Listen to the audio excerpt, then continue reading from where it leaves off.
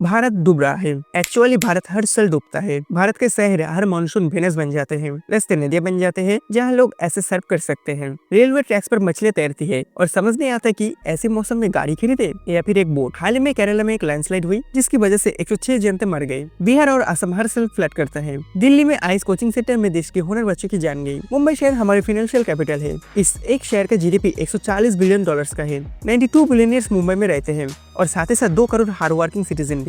लेकिन प्रॉब्लम्स पर बात करना आसान है, तो चलिए आज सॉल्यूशन पर फोकस करते हैं जो दुनिया भर में अप्लाई होती है। भारत एक लौता देश नहीं है जहाँ पर फ्लड्स आता है। दूसरे देश फ्लड्स का मुकाबला कैसे करते हैं? हमें हमारे शहरों को पंच में कन्वर्ट करना होगा। एक स्पंज क्या करता है? पानी को एब्जॉर्ब करता है, होल्ड करता है और जब हम चाहे तब रिलीज करता है। भारत का सबसे बड़ा प्रॉब्लम है पॉपुलेशन। शायद आप भी यही मानते हैं, राइट? लेकिन एक और देश है जिसका पॉपुलेशन ऑलमोस्ट भारत जितना ही है। बात हो रही है चाइना की। लेकिन चाइना के शहर कुछ ऐसा दिखता है, रास्ते बड़े हैं, गाड़ियां एक लेन में चल रही है। ये वीडियो वुहान का है, देखकर विश्वास नहीं होता ये शहर इतने साफ, इतने अच्छे से मेंटेन कैसे हो सकता है। और तो और ये ट्रेन भी जो 400 किलोमीटर पर आवर की रफ्तार से दौड़ती है और इतना स्टेबल है कि एक कॉइन तक बैलेंस हो जाता है। सोचने की बात है, अगर पॉपुलेशन सबसे बड़ा प्रॉब्लम होता तो चाइना भी भारत जैसा दिखना चाहिए था। तो चाइना ऐसा क्यों नहीं दिखता?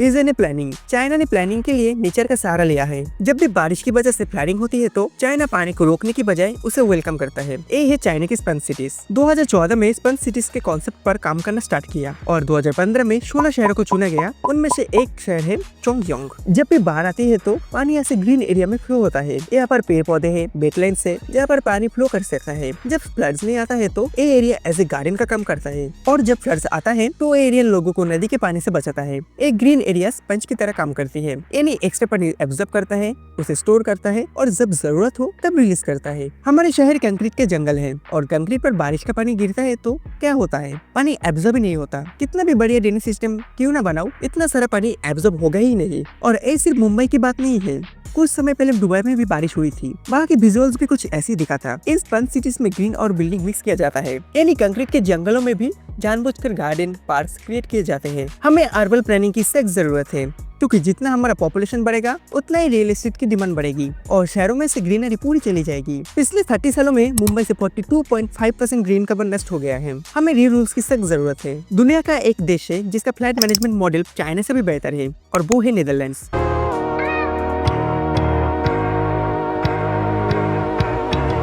नीदरलैंड्स दुनिया का सबसे ज्यादा फ्लड्स होने वाला कंट्री है क्योंकि यहाँ का कई शहर सी लेवल से भी नीचे है, तो उनके पास एक नेचुरल डिसएडवांटेज है। नीदरलैंड्स को यूरोप का स्टॉर्म रेन कहते हैं। यहाँ कई नदियाँ आकर मिलती है। इस देश में हर जगह पानी है और यहाँ के लोगों ने मानो पानी से दोस्ती कर ली है। लेकिन वो कैसे? इंजीनियरिंग की मदद से। ये है स्टॉर्म गेट्स जो बहुत ज्यादा बारिश होने पर ऐसे बंद हो जाते हैं। ये एक बास्केटबॉल कोर्ट है जो डिजाइन इस तरह से किया गया है कि बहुत ज्यादा बारिश या फिर नदी में बाहर आने पर पानी ऑटोमेटिकली लो एरिया में फ्लो करेगा। हर बिल्डिंग के ऊपर, हर स्कूल में, हर कॉलेज में ऐसे आर्किटेक्चर होता है जिससे पानी ओपन एरिया में मूव करे और जहाँ लोग रहते हैं वहाँ पानी घुसकर किसी का जान न जाए। यहाँ के बीचेस पर ऐसे मैन मेड ड्यून्स होता है। ये ड्यून्स सी लेवल से 25 फीट हाई है जिनसे पानी लो एरियाज में जमा होता है और हाई एरियाज पर लोग सेफ रह सकते हैं। इन ड्यून्स के नीचे पार्किंग स्पेस होता है जो लोगों को सेफ रखती है। फ्यूचर में क्लाइमेट चेंज की वजह से सी लेवल्स राइज होने वाला है, उनसे भी ये ड्यून्स प्रोटेक्ट करेगी। कुछ लोगों ने नदियों के आसपास जगह क्रिएट की है जहाँ पर फ्लडिंग हो सके क्योंकि वो मानते हैं एक नदी ज्यादा पानी आने पर एक्सपेंड होती है और कम पानी आने पर कंट्रैक्ट भी होती है। पानी का फ्लो हमेशा सेम नहीं रहता, तो फ्लड्स को रोकने के बजाय अगर फ्लडिंग को होने दिया जाए, लेकिन फ्लडिंग कहाँ होगा एक कंट्रोल हो सके तो लोगों की जान बच सकती है। नीदरलैंड्स हर साल 8,000 करोड़ रुपए सिर्फ और सिर्फ फ्लड मैनेजमेंट पर खर्च करता है। क्यों? लोगों की जान ना जाए। नीदरलैंड्स में 1953 में एक स्टॉर्म ने 2000 लोगों की जान ली थी,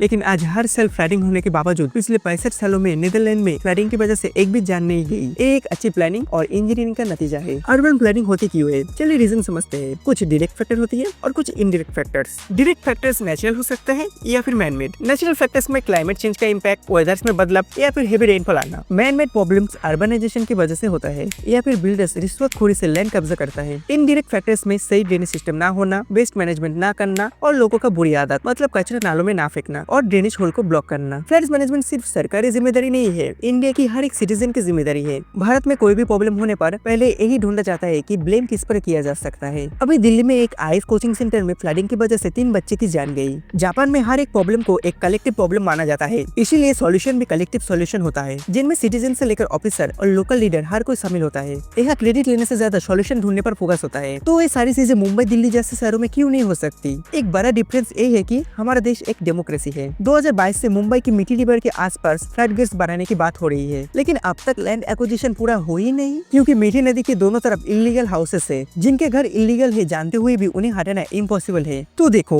ये वीडियो बनाने का मकसद ये नहीं है कि देश की बुराई कर सके। हम सब चाहते हैं कि दूसरे देश जैसे हमारे देश भी डेवलप करे। अगर आप सभी को ये वीडियो अच्छी लगी तो वीडियो को लाइक करना और चैनल को जरूर सब्सक्राइब करना। मैं मिलता हूँ आप सभी से किसी दूसरी इंटरेस्टिंग टॉपिक के साथ। तब तक के लिए बाय बाय, जय हिंद, वंदे मातरम।